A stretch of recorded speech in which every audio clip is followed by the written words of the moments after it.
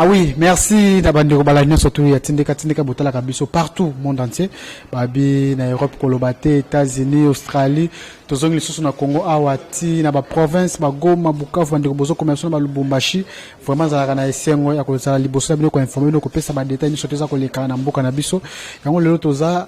nandeko na biso to sone masolo ibele acteur politique to kobeta masolo tout c'est tout ma ko leka na mboka sa poto ki sango keno na ba information surtout le 24 juillet procès à moi Namboka Vital Kamerhe baki na cour d'appel to so détenir surtout l'information na kati émission tozana l'un des communicateurs ya Cash ya INC moi Namboka Douglas. Bonjour Ndeko. Bonjour papa journaliste. Bonne santé. Oui, santé mo le ngezaka système ya pièce contre pièce to baki dossier à Mambo Vital mais ali vide de moi to latika bo toza ko compatir ensemble na Vital Kamerhe parce que procès avec ba konanaka diaboliquement il barandaka jugement machiavéliquement ndeko résultat qui jugement toujours qu'il y a un appel il a déjà fixé le 24 il faut que ba kusamba ba ko pesa mambo aviter la mère liberté parce que tout c'est ngaka veka azalibanda et puis vous avez condamné le lenge bakangela mwana mboka papier okata Ozali grand mobilisateur, c'est grand coordinateur à celui qui est représenté au niveau national. Bakanga injustement dans la carte à boire kino leleo, asa ko samba te ko sala biso pasimi dans un état de droit. To ko singa papier kata ay ba ko samba, ba ko libérer pour te ko kuta partir biso oyen c'est pour sala musane asala ka musane et longo bena bande ko mususu. En tout cas, merci beaucoup, mon amboka Douglas, sur le na détails sur tout wana. Mais tout ça, on a masolé ta ligne, on a soki baza connecté awa, na ba Lubumbashi, na ba Bomatia, na Kinshasa, et ça pour na balanda makamoza koleka question politique. Ndeko to kolanda ngana yota acteur politique.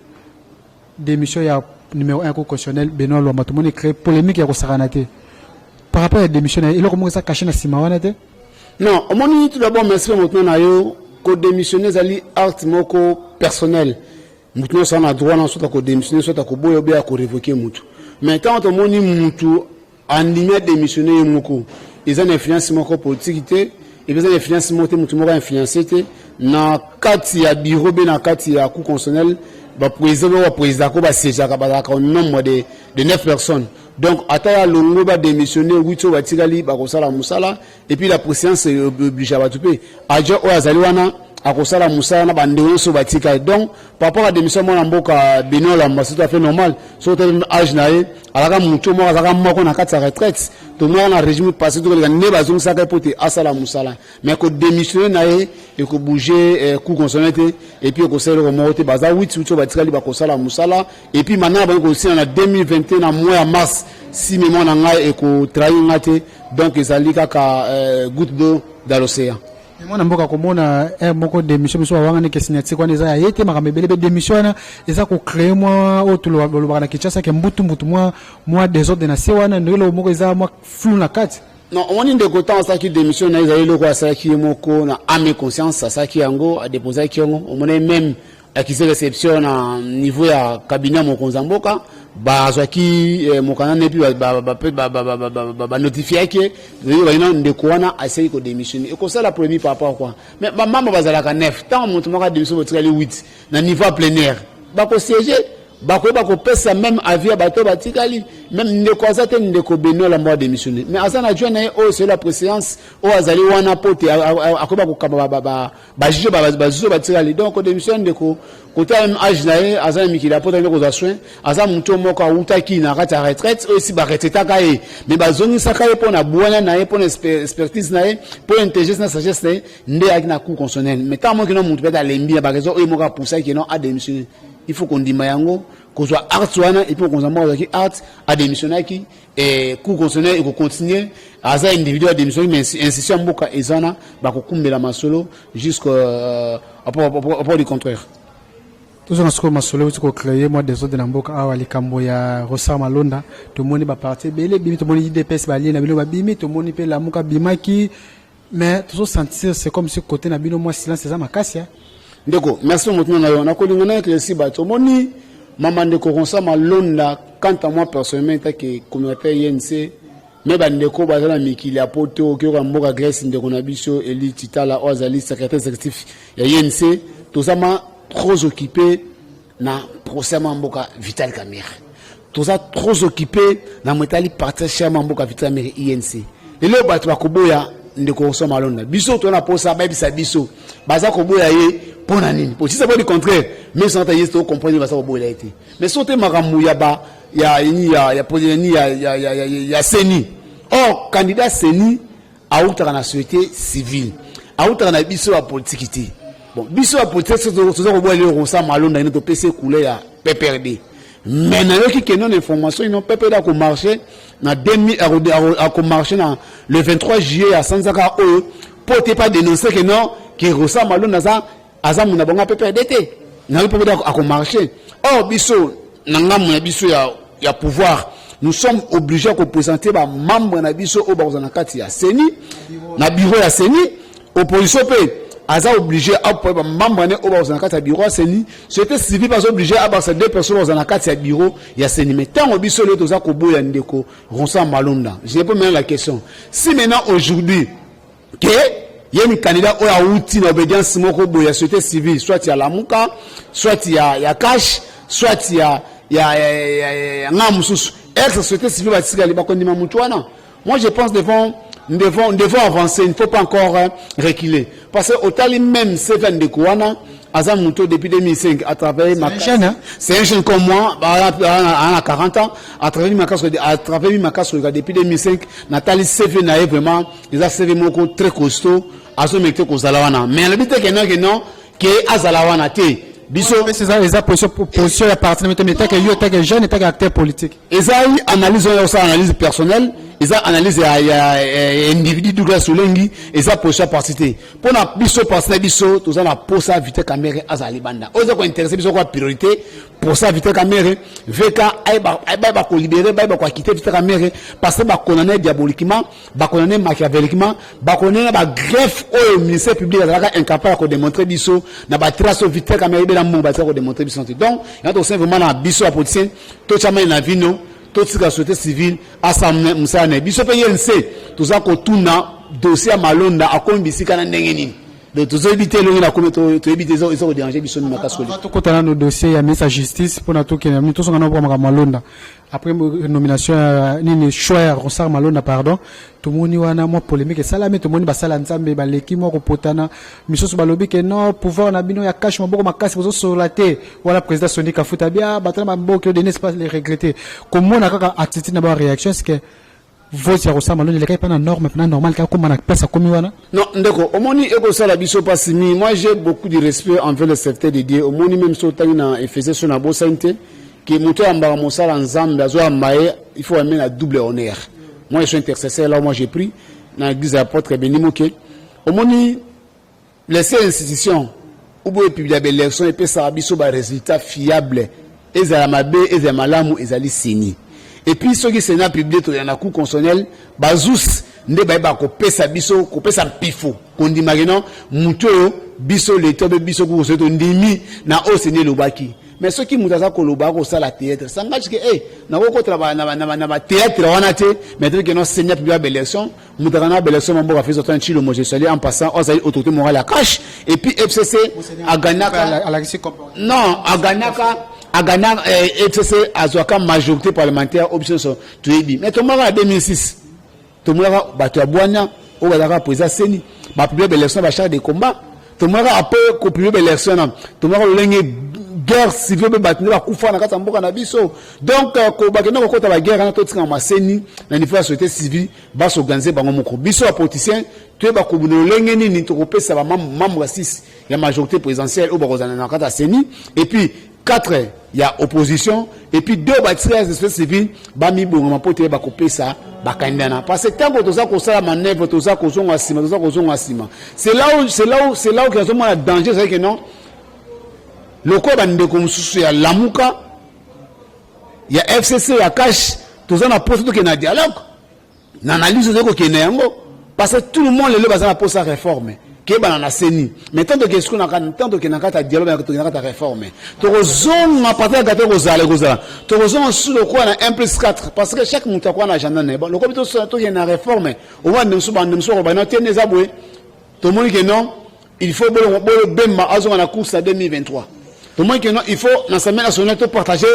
député, ces juniors sont des alliés. Il faut tout partager gouvernement exécutif. Voilà, et ça, c'est qu'on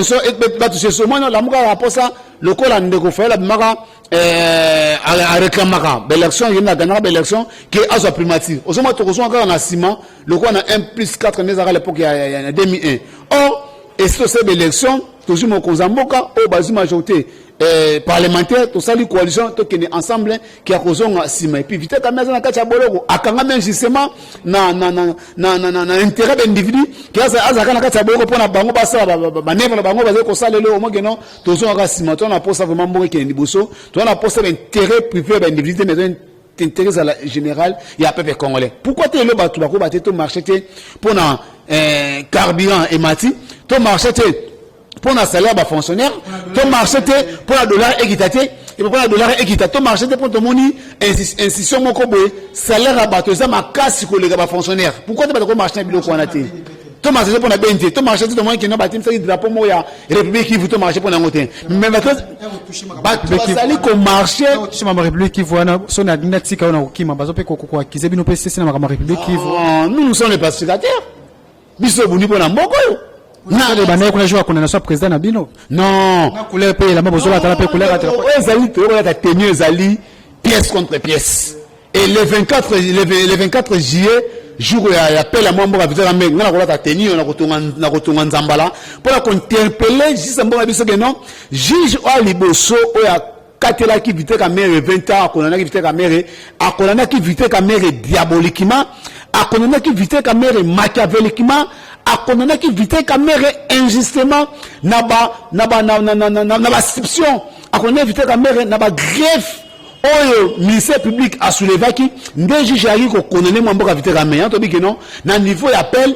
juge il faut aeba ko interpeller mibeko il faut ba ko limola la biso mibeko parce que na matière pénale na matière pénale il faut ba so mibeko ba pesa nga mbongo na pesa yo na pesa yo mbongo wana yo ke so me mususu ça appelle détournement mais na matière ndeko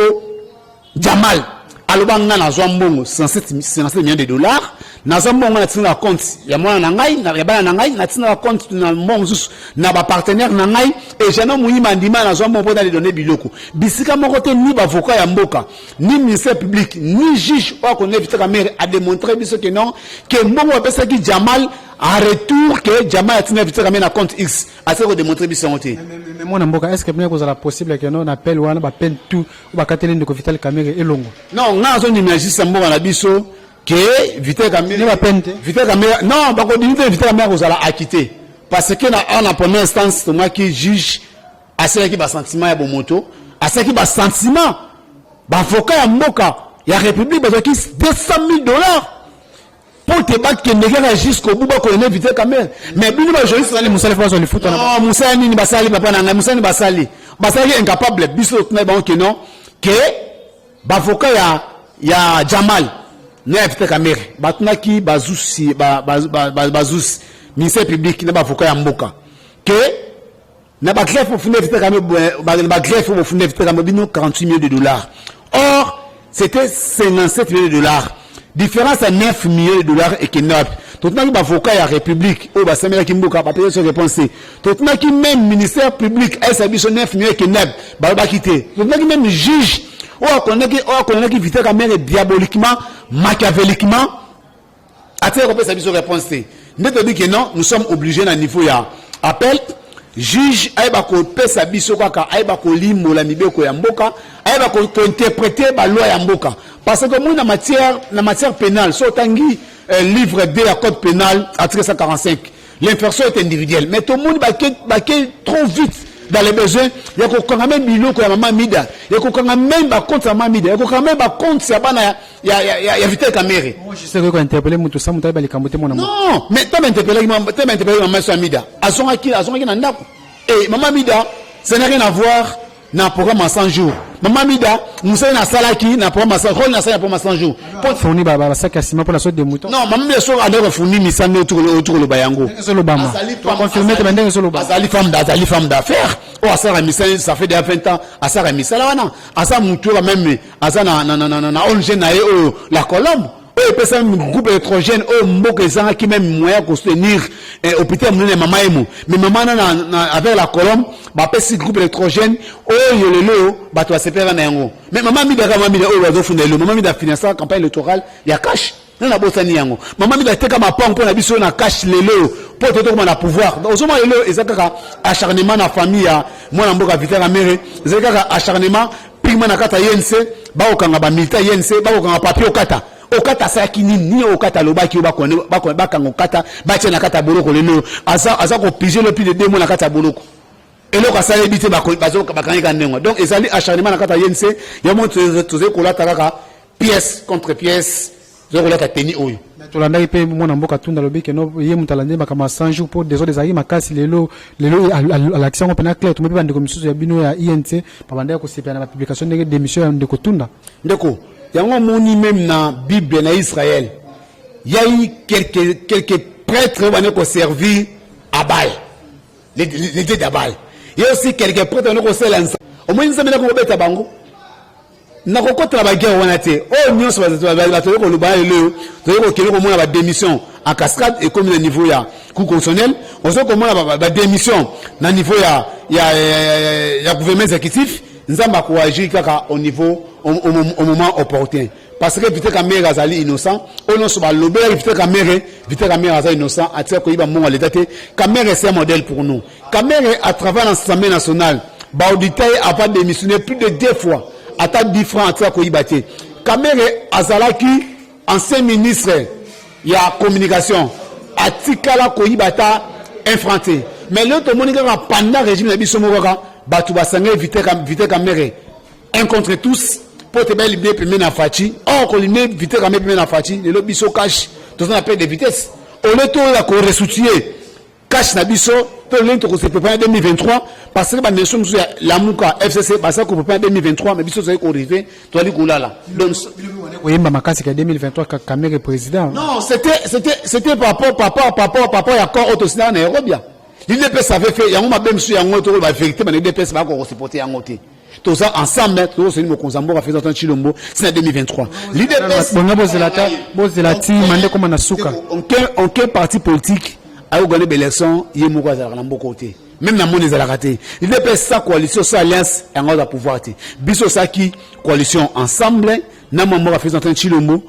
il y a présenté ka IDPS Vital Kamerhe présenté ka INC tout nous que ensemble to seni bango ba pouvoir et c'était par rapport à cet accord là moso ibosa na kata coalition ba mona ba makamando ko mona na miso ba sepela ki na ngoti makambe be mama be ko yani misala ya 100 jours bana okene kaka ezoye bana temeto mo micro misala ya 100 jours wale leo bande na biso leo ba ko kanga ba photo na misala ya 100 jours wana na baso de muto ko kanga ba photo misala ya 100 jours leo to mo leo gratuit enseignement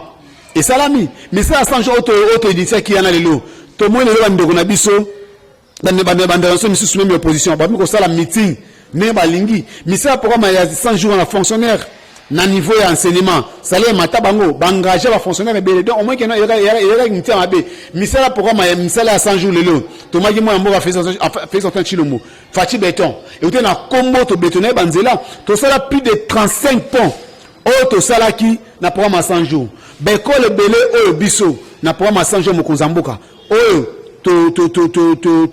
ko réhabiliter yango donc nyonso eza mabeti ya malamu ezali à part programme 100 jours mokonzambo ebisanga nini oza visible na programme na programme exécutif ya mokonzamboka otanga bo oisimbaki te côté na oisimbaki bino bokoba yango na moyen programme 100 jours mokonzambo baka inauguré sur des moutons les 30 jours nani directeur de cabinet confirmé que aussi la qualité mais bakina bo bana mboka bakita miso basala ba mona ke loka malonga ezate non de coller ceux qui na débonner le misia sur des moutons ils avancent ma casse presque comme déjà bakangi coordonnateur tango bakangi baka Vital Kamerhe mais tout le monde qui ministère public azaki incapable de démontrer biso ba pièces o ba na 4000 pièces à démontrer biso bazaki na yangote bakangi Vital Kamerhe non pour na bandise ya capacité ba tiena kata boyo peut-être azala confronté na DG Raobank mais DG Raobank a futa mbongo 35 millions de dollars déjà na ki mazaba na yamboka atra zama ko zala confronté na Vital Kamerhe bakanga Vital Kamerhe que gouvernement en place tant ebimi bani ko bimisa miso ya l'état misere ko salama bakanga Vital Kamerhe insistement que non que azala confronté na kata prison attends comment on va confronter na Jamal te na DG arabanga on va confronter te déjà arabanga futi missionnaire akena mboka akena mikila poto ayo ovanda kuna mais vite ka mère oyo azana kata boka ni ma collaborer na sisamboka na biso bati injustement na kata boloko avant de kuna vite ka mère andimi a collaborer na sisamboka na biso jusqu'au point du contraire to ce comment ata ba preuve mon côté oyo sisamboka na biso la que non 607 millions de dollars que Jamal a joie que Namu apesa Kameri ba démontrer biso ngote jana muni mbongo ya joie pour aller donner biloko to tout le monde entend que non jana ba que non mbongo ya joie apesa Namu na vite Kameri ba démontrer biso ngote mais tellement ba voka ya mboka ils étaient déjà complices ya batu mo ba connaître vite Kameri ba connaître ba 200 000 $ na procès vite Kameri ba connaître vite Kameri oh na ba moni na ba honoraire ya ba avocat et ça dans la première instance ils sont à $500 à $1,500 et ce qu'on appelle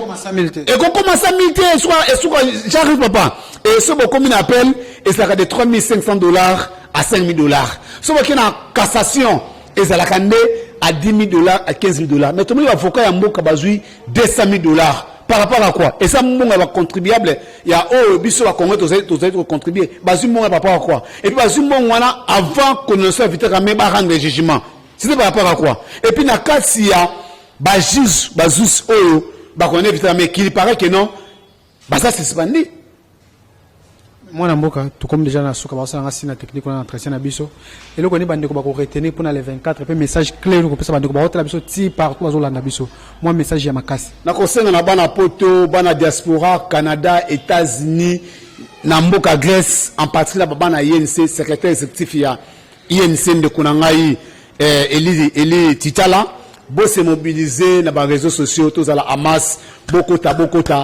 pièce contre pièce aux ali tenir to ko dénoncer que non vite caméra za innocent vite caméra iba mbongote vite caméra kangami pour l'intérêt privé à l'individu boraki bino moko batimiso wa to démissionner ba lobaka que eza initiative na bango nde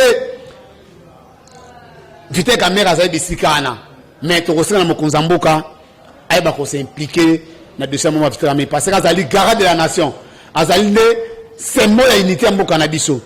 tant que o mokazali collaborateur nayo akangami injustement et c'est aussi la biso passe na biki mokonza mboka pe ko sala passe comment les vitamines bisika zali ça bisika à cause à la tête tout ça vraiment les 24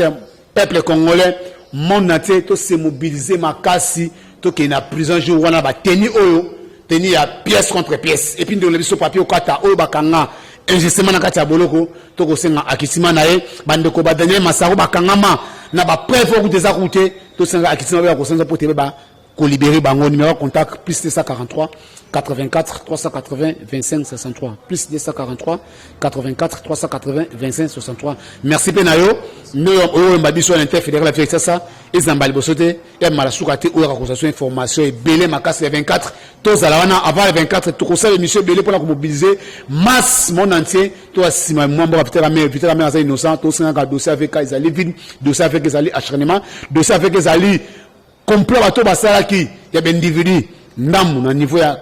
ya FCC ndam na niveau société civile pour te bali vite caméra mais vite la mère ça innocent to bi que non isambo miso ba quoi quitter en tout cas zalaki le ba soka ya ndeko Douglas Azali communicateur à INC donc to soigner par rapport à ma solo ya les 24 donc qui appelle quoi déjà va confirmer les 24 au juillet procès à mon amboka vital caméra soko bana en tout cas merci na fidélité na bino ndenge bon message toujours côté la tindika merci à Rifé Kisombe merci à Papi Kelly merci à Mamelise Matondo mi mawut na Londres bande ko belé botala kaboza et belé bozoza la bina biso na tindika merci à Gradina caméra merci à Mike Luzola de la technique mtasima muso tindika bo s'abonner toujours bande mo na ça affiché on a pas ma remarque na bino mbala semana tiki bino ciao.